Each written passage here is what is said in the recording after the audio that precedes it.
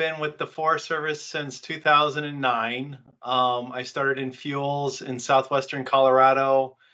Went to a shot crew in Sequoia for a couple years, then back to Colorado, then to grad school in Humboldt, then back to Colorado, then got into timber and ended up being a recon forester in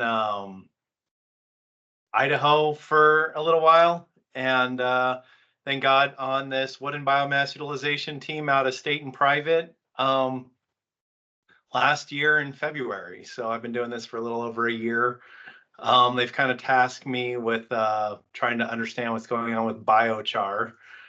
So these air curtain burners are a pretty good intersection with that. So I'm going to go ahead and share my screen.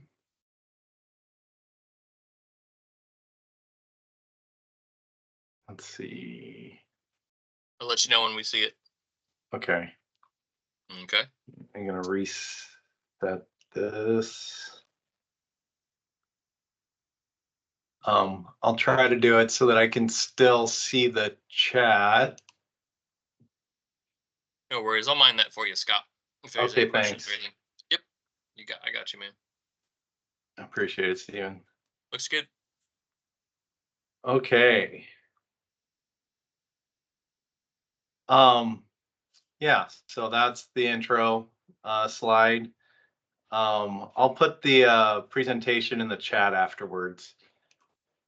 So air curtain burners, pretty simple premise. There is this air manifold that shoots air across the top of a cavity, kind of bounces off the far side and then down. It keeps all the smoke inside so that it gets reburned, and it pretty much just escapes as heat. So can you see my cursor, Stephen? Seeing it. Oh, wait, yeah, I am a little bit. Yep. Number 3, number 1. Yeah, it's kind of small, but I got you. Okay. So anyway, these are, you can do this in a trench as well. They make a trench device, but usually these are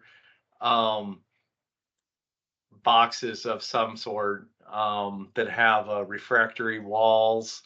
Sometimes they have a floor, sometimes they don't. So this is just an example up in the Pacific Northwest. You can see a couple of these air curtain burners working together, doing 20 tons of wood. And you can see, and they're burning right there. You can see clearly through them, and then you see the open burn on the other side of the river with all the smoke. So in both images, you can see the difference in the PM and the visibility. So applications, these are good for landing piles, contaminated organic material, like beetle infested wood. There's issues with beetles and oaks, and we don't want to be transporting that around. They use these for animal issues.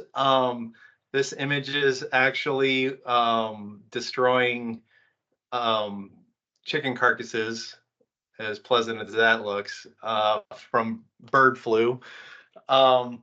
And then natural disasters, they use these things in Florida often after hurricanes. They are good for WUI areas where masticating, broadcast burning, and pile burning are challenging, anywhere the smoke is an issue. And then you get the benefit of making biochar in some of these more easily than others. You can pretty much make biochar in all of them if you quench it, but some of them actually have mechanisms to pull the biochar out. And if anybody doesn't know what biochar is, it's pretty much just carbonized wood and organic material that we've pyrolyzed the gaseous vapors out, and it's pretty much just a carbon left over. It's usually really durable, and good for a lot of land use purposes. I don't really get too deep into that here, but if people have questions about that, I can answer those later. These are the three main styles of air curtain burners: the roll-off, the trailers, and then the tracked style. So I'm going to go into these a little bit. And then I have some videos. Hopefully these will play. So this one doesn't have any audio. And the Forest Service worked in conjunction with Air Burners Inc. to design the Char Boss. This air curtain burner, it's not enormous, but it's right-sized for a lot of applications. You can see it's loading, actively burning, not a lot of smoke. When the curtain is broken, you can see that there's a puff of smoke that comes up.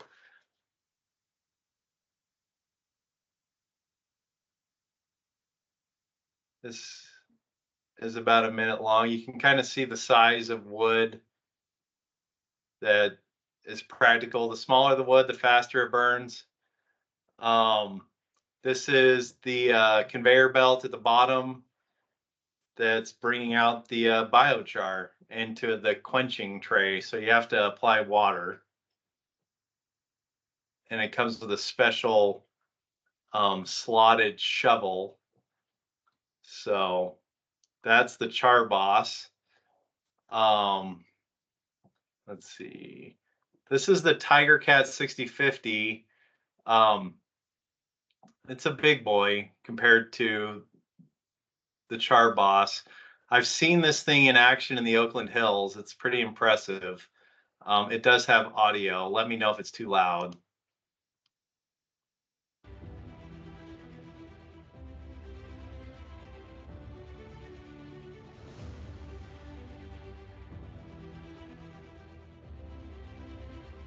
It's a good volume, nice and patriotic. Okay. So this has they dug a pit for the char coming out the other side.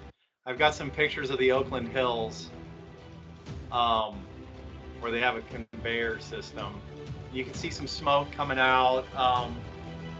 This material is probably small and pretty wet.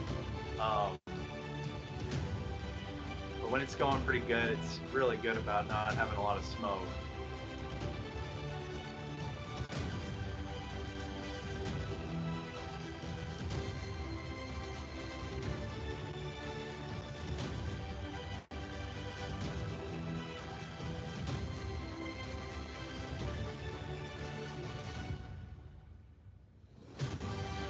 This machine's about $750,000. And when you have the excavator, it almost makes more sense to have two at a time, which is what they're working on in the Oakland Hills.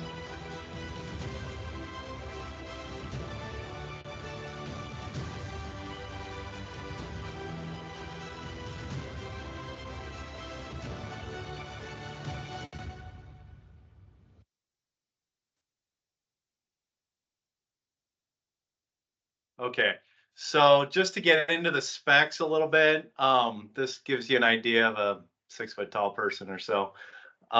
These are a couple of the roll-off containers by Air Burners. These pretty much burn things down to ash. So they require,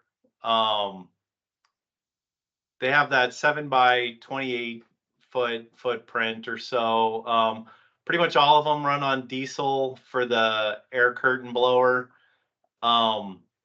These do require that a roll-off container truck is involved. The price is upwards of about $125,000. They can fit material up to 18 feet in length. It'll consume 2 to 5 tons per hour, which is pretty good. This unit has a floor. Not all the units have a floor. There's models that you can plug into the grid that don't have a floor. But like I said, this is not ideal for biochar, but it is possible. There's this nice contraption, it pretty much consumes the material so that it's like less than 5% the original size. So, and when it gets over a third full of ash, it's definitely time to empty out the ash.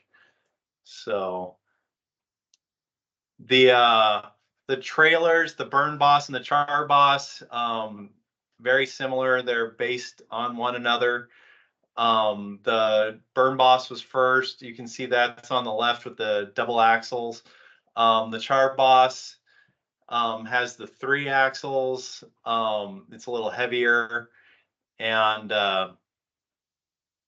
very similar. The Burn Boss, it doesn't have a conveyor system for the ash and char, so there are people that use it for biochar. You have to figure out, kind of get used to when it's time to quench it, because it's not producing a lot of smoke, and smoke is often a sign that it's smoldering and it's time to quench. So people are just kind of going by experience on that one. So you can see the specs are pretty similar, 8 by 20 feet. They say it requires about 1/4 to 1/2 an acre of space. The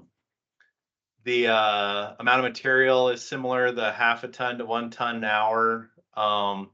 There's a significant difference in price. The Char Boss does require the CDL. It is too heavy to tow without a CDL. So that is something to be aware of. And then you need to have the water, at least 100 gallons for an 8-hour day for quenching. And it will produce about 40 gallons per hour of biochar, which is a pretty good amount. And then these are some pictures that are from the carbonator. They're kind of changing the name right now. I guess if you search for carbonator, you get like a soft drink machine online. So they are trying to change that name more to the carbonizer. But so this is a tracked machine, and it's operating in this image. And they were running it 24 hours a day, 5 days a week, unless they knew that a burn period was coming. The how much fuel is being put into the Char Boss? It is, I think on the last slide, it's between 1/2 and 1 ton per hour, just to catch you in the chat in both of those. So it's not huge amounts compared to like this machine. So, and they're, like I said, they're trying to get 2 of these set up. The Oakland Hills, they had a big problem where the roads were awful for trying to get log trucks out, and they didn't want to do chip vans either, so they figured out that the carbonizer was a great tool. So let me see. And then this is with the excavator working with the full length logs. Sorry for the hand in the picture. But the augers, there's 3 augers down here in the end that spit out the biochar. And this is where it's getting quenched. And there's a little retaining pond right here for the overflow. And then it gets conveyed into this bin here after it's been quenched and cooled.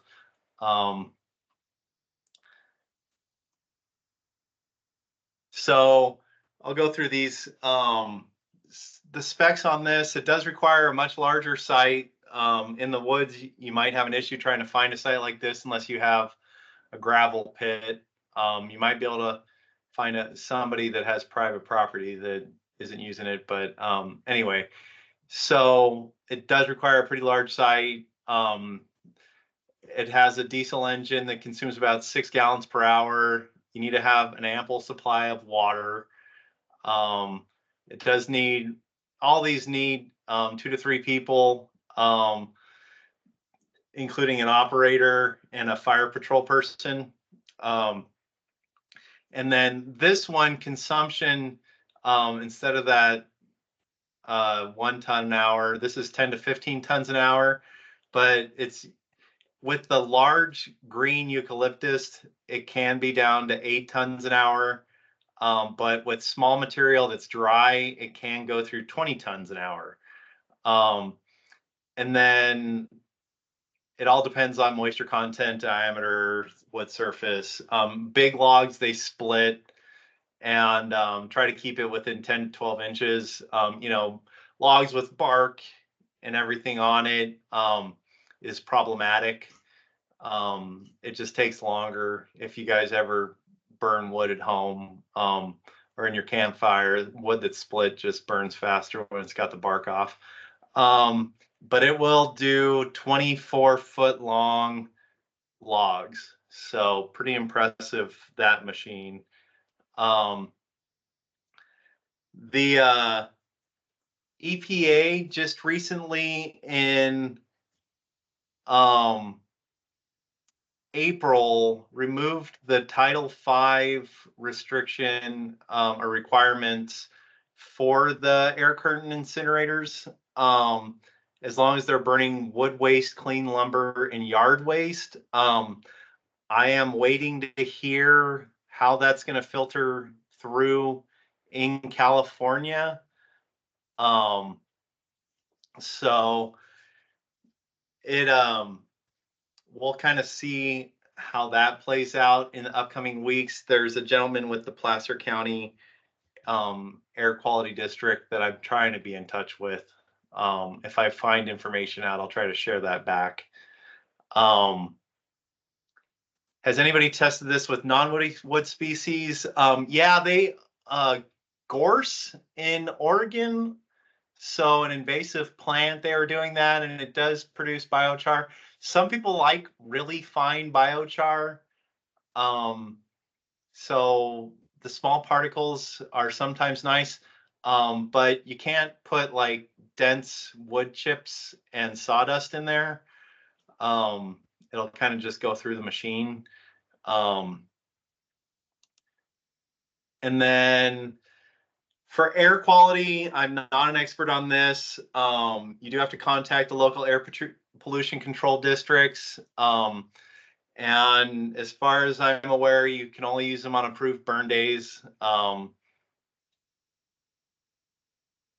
then I was working with Larry Swan, the previous guru in our department, and he provided me with a 2015 Cleveland burn plan that Stephen worked on for using these mobile air curtain burners. So these are the requirements for the Cleveland at that time anyway. So the PAL A and B, you can get away with a wet unit, but beyond that, you need to have a Type 3 engine. And I would definitely reach out to Stephen if you have more questions on that.